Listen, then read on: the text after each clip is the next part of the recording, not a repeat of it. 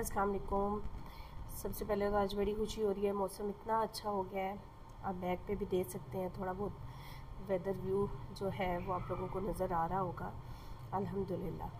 अच्छा, बात आज ये करनी है कि कुछ ख़वातीन जो हैं वो डिलीवरी के बाद काफ़ी परेशान आती हैं बच्चे को लेके कि बच्चा 1 महीने का हो गया, 2 महीने का हो गया और इसे कॉन्स्टिपेशन बहुत ज़्यादा है, कोई इसे मेडिसिन सिरप रिकमेंड कर दे।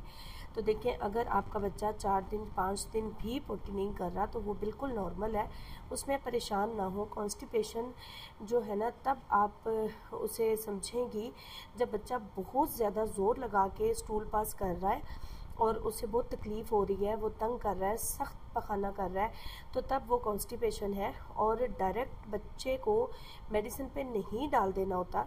आप बच्चे को आलमंड ऑयल दें, बादाम का तेल उसके दूध में आप आधा चम्मच डाल के रात को पिला दें, ठीक है। बादाम का तेल दे सकते हैं आप लोग।